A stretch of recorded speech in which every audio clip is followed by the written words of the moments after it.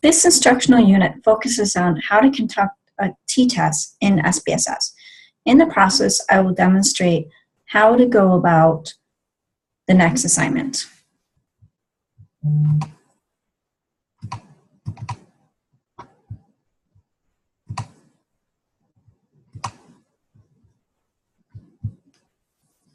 SPSS, how to conduct an independent sample t-test. Let's first look at the next assignment. We're focusing here on question number 2, which is very similar to question number 1, because they're both asking you to employ a t-test in SPSS. So, and I'm going to take myself out of here. The question we have here is, does type of regime, either a democracy or dictatorship, influence the social well-being of a country's population?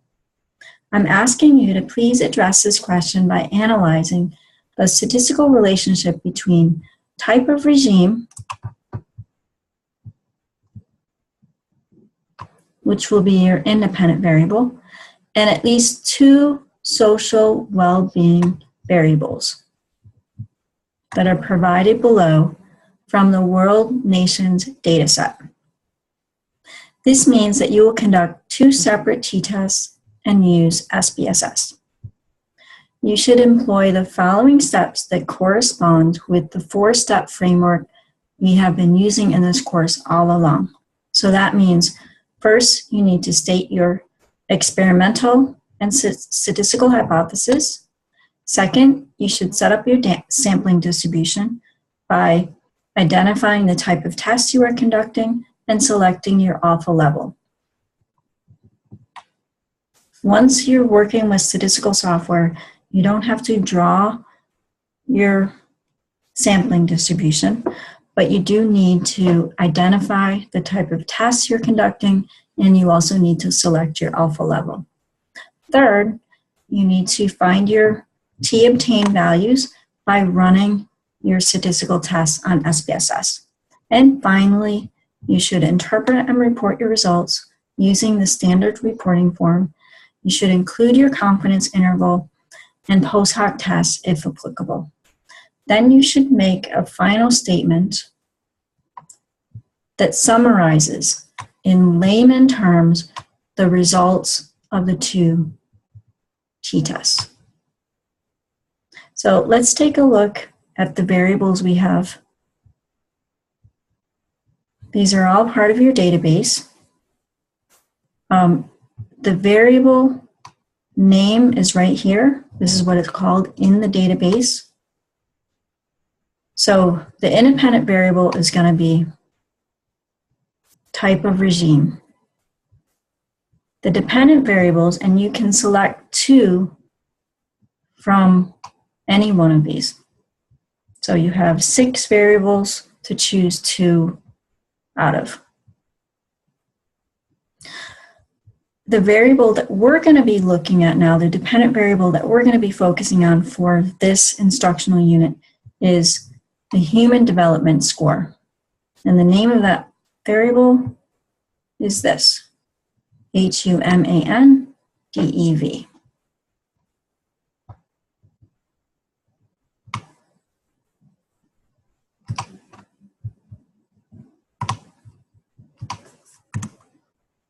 So, step 1, state the experimental and the statistical hypothesis.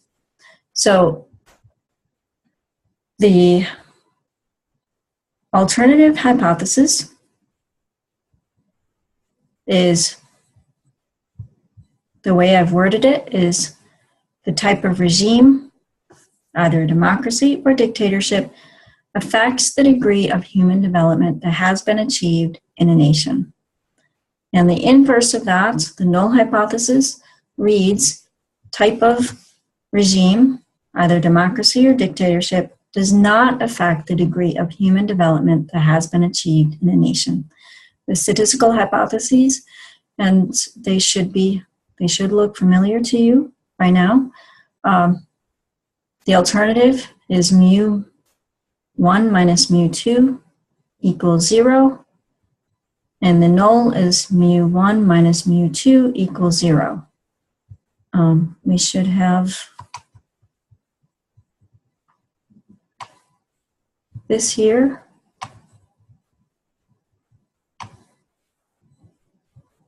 Just as a reminder, that was missing.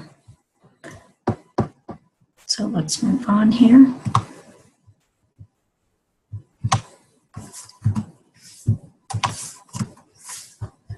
Step 2, we need to set up our sampling distribution, including identifying our tests and the alpha level. So we are employing a two-tailed test because we're not predicting the direction of the result. It could be a negative or a positive difference. We don't know. And we are selecting alpha at 0.05 because we want to try to avoid a type 2 error. And what do we mean by type 2 error? I'm introducing something new here. And I elected to introduce it at this time rather than earlier because I think it makes a whole lot more sense when we're actually doing full tests and we have a little bit of experience in employing the frameworks of analysis. So type 1 error is when we reject the null hypothesis when the null hypothesis is actually true. In other words, it's when we find that an independent variable works when it actually doesn't. So it's when we find significant results when actually the results are non-significant. And keep in mind, statistics never proves anything. Statistics is not cause and effect. Statistics is probability. And there's always a possibility that we're wrong. So in that small margin of error, we could have either a type 1 error or a type 2 error. So again, a type 1 error is when we reject the null hypothesis when the null hypothesis is actually true. When we find significance when our results are actually non-significant. And many people feel that the type 1 error is the most dangerous kind of error. And this is because it can pose a risk to society if we're actually applying our results in the marketplace. For example, if we're putting pharmaceuticals out into the market because we believe our results were significant, we had that the drugs are doing what they're supposed to be doing when actually they're not. So in the case of life and death situations, things like national security and so on, we have to be really, really, really careful. So a type 1 error in the case of life and death sorts of situations is something we want to try to avoid at all costs. So when we are dealing with data that concerns a high level of risk, we may want to be more conservative. So we may want to push the critical value out into the tail as far as possible. So an alpha at 0.01 may make more sense when we're dealing with data that involves high risk. A type 2 error is when we retain the null hypothesis when the null hypothesis is actually false. In other words, when we find non-significance when the results are actually significant. It's when we fail to identify that an independent variable really does work. So another thing we're trying to do in statistics is increase the power of our study. So we want to be able to find significance. but we also want to weigh that against making a type 1 error that could pose a risk to society. So when we're dealing with data that is not a life or death kind of situation, we can be a little bit more liberal in enhancing the power of our study. In the kind of study that we're doing right now, it doesn't pose any kind of significant risk. So we're going to leave our alpha at 0.05. We're going to be a little bit more liberal and not push the critical value more into the tail where it would be more difficult to get significant results. So we're going to keep our alpha at 0.05. So step 3. Step 3 is when we run our statistical test. So we are now going to turn to SPSS. What I have here is the steps that we're going to take with SPSS in order to conduct our t-test. So you can refer to this if you like. It's a step-by-step process. But I'm going to now turn to the database and follow all these steps.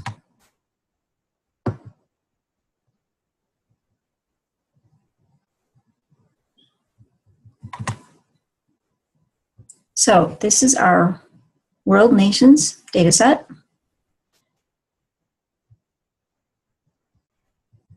We have 2 ways of viewing this data. I want to point out one little thing here. There are different ways of viewing the data. If we want to look simply at the code values, we can just hit this little button here. So let's take, for instance, this variable, democracy, type of democracy. Here we have the codes. We want the actual names of the codes. Just press this button. So we have two possible ways of looking at the data. Sometimes it's helpful to be able to look at what the codes actually mean. But when we run analysis, it doesn't matter which format we're in. So now the first step here to employ a t-test requires us to go to Analyze. And then we're going to scroll down to Compare Means. Keep in mind that the independent sample t-test is a test that compares means. Basically, a test that allows us to identify whether or not the mean difference between 2 samples is significant or not. So we go to Compare Means, and then we're going to go over to the independent sample t-test. And then we are going to come to a box. It should look empty. We are going to put in the independent variable and the dependent variable. The grouping variable is the independent variable. So our independent variable is regime. And our dependent variable, if you recall, is human development.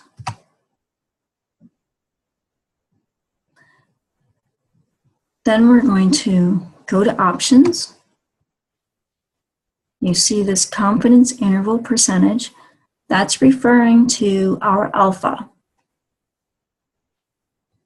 So we're going to leave it at 95 because we've decided to keep our alpha, we decided to have our alpha at 0.05. If we were going to have an alpha at 0.01, then we would just change this to 99. But we're going to keep it at 95 because our alpha is 0.05. Press continue. And there's one more thing we have to do. Do you remember when we did the t-test manually, we had to identify each of our samples as condition 1, or condition 2. So that's what this is asking us to do here. We need to define our groups. So I'm going to click that on. So you should have two blank boxes here. So our group 1 is 0, and our group 2 is 1, and that's simply because that's how the variable has been defined. Let's now go to variable view, and I'll just point that out. Whoops, I can't do that yet. I'll press continue here. Now let's go to variable view, and I'll point that out here. Okay, here's our variable, our independent variable. I'm going to scroll across and look at our values and see how they're identified. So you can see 0 is democracy and 1 is dictatorship. And that's how we defined our groups, 0 and 1. 0 is for democracy, 1 is for dictatorship. And now we can press OK. So I believe you are not seeing the output, so I am going to bring it here. Okay, so here's our output. We have one box for the descriptive data. So it's giving us some useful statistics here. It's giving us our N values. So we know that 54 countries are democracies and 51 are dictatorships, at least those countries we have data for. We have a mean value of 0.8234 for all countries that are democracies and 0.5139 for all countries that are dictatorships. And then we have the standard deviation values and the standard error of the mean. So what the t-test is providing for us is it's answering for us whether or not the difference between these two means is statistically significant. So let's now turn to the t-test itself. The independent sample t-test provides for us actually, the output provides for us actually two different tests. We have the Levine's test for equality of variance that was not introduced to you before when we were doing these tests manually. It's very unwieldy to actually do the Levine's test for equality of variances when we are restricted to manual computations. So what is the Levine's test for equality of variances? It is simply a pretest to the t-test. It simply provides an assurance that our variances between the two means is equal enough for us to do a standard computation of the t-test. When the variances, the difference between the variances is too large, then the t-test computation is adjusted slightly because of that. So this here is the t-test. This here is the Levine's test for equality of variances. As you can see, the t-test has two different computations. There are two rows here. So we have to determine. Okay, I found this on the web for. My Siri thinks I'm talking to it. There are two rows here, so we have to figure out which row to read. The Levine's test tells us which row to read. So we have here what we want to look at in the Levine's test is significance. SIG stands for significance. We have a 0.000. When we have a value that is less than 0.05, that means we had a significant result, and it's telling us that because we have a significant result in the Levene's test, then it had to make an adjustment for the t-test. So that means we need to go to the second row for our t-test, and we need to ignore the first row. So I'm just going to cross it out. We are using the second row. And I just want to make a point that it's actually unusual for the SIG level in the Levene's test to be significant. So this is actually quite rare. So, but it did happen. So we're going to go to the second row here and interpret our results of the t-test in the second row. So what we have here is first of all, we have the t obtained value right here. We have the degrees of freedom, and we have this here, which is the magic number. This is where we find significance. We do not have a critical value in SPSS, and I'll tell you why in just a minute. Then we have the mean difference. This is the difference between the means. And we have the standard error of the difference, which should look familiar. And then we have the confidence interval that's already computed. So let's go back to our first figure here. Our t obtained is 8.597. By now, you should know that that's a very big obtained value, because our critical value is usually much lower than that. It's a very big obtained value. Our degrees of freedom, as you know, depends on our n size. So let's take a look at the SIG value. This is 0.000. What this is a direct computation of the probability level. So what this is saying is that there's a probability of 0.000 that our null hypothesis is correct. So because we're using statistical software, we're able to get this precise value. When we do these computations manually, we have to rely on the t-table and being in sort of a range of significance or non-significance. That's why we use a probability of less than 0.05 or less than 0.01 and get a critical value, because it's very hard to become so precise as the statistical software is able to be. So we can actually interpret this when we use our probability as a probability of less than 0.05, because our probability, our alpha is 0.05.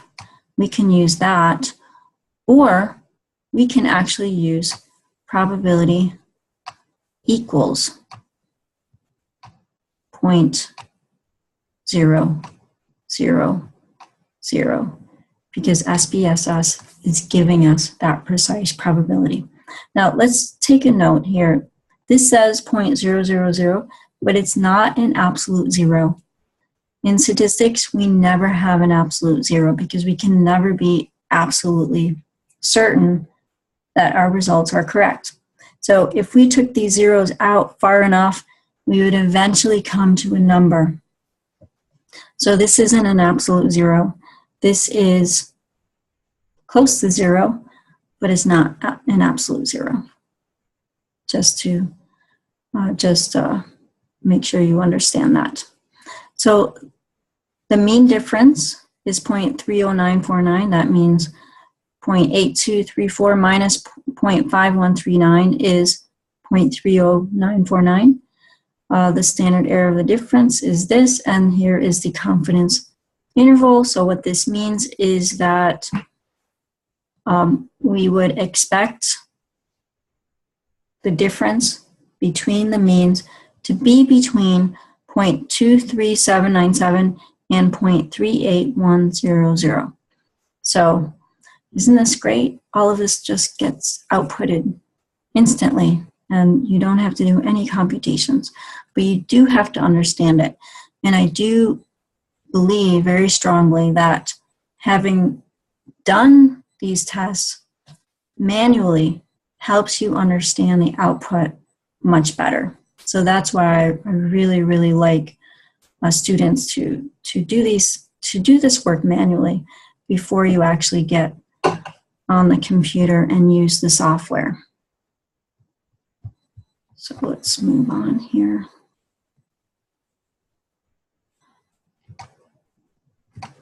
So in your assignment, I'd like for you to include your output in what you turn into me. And so let me show you how to copy and paste this output. So you should just click it on and then copy, use copy special. And then make sure the image is checked, and then press OK. And now I'm going to go back to the slides.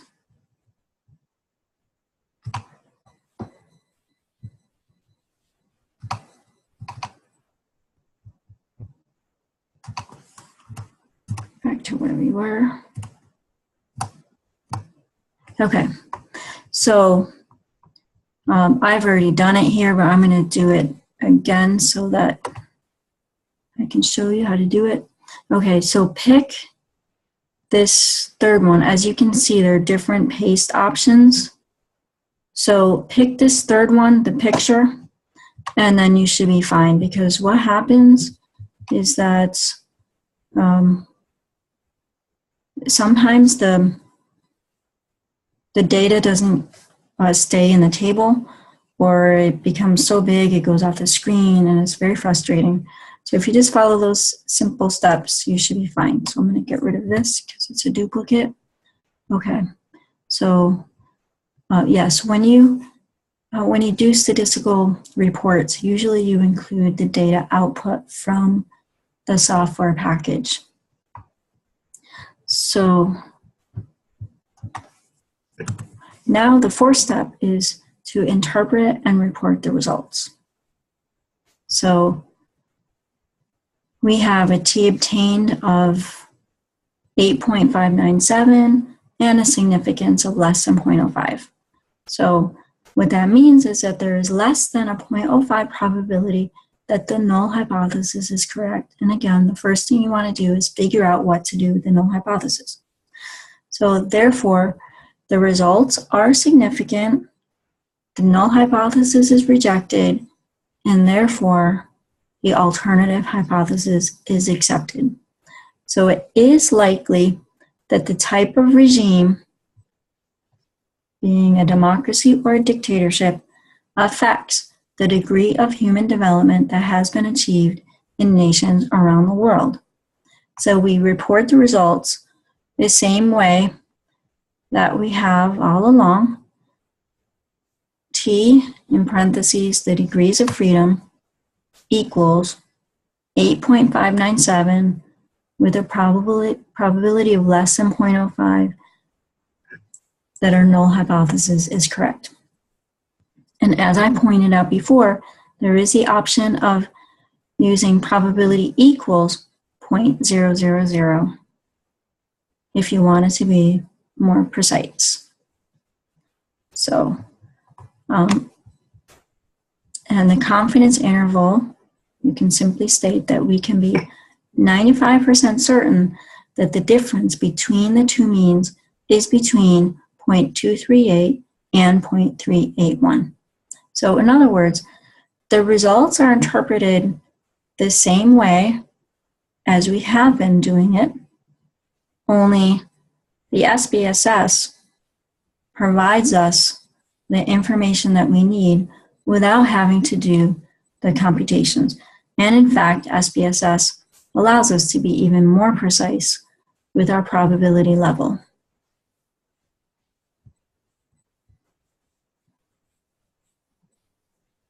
So what is next?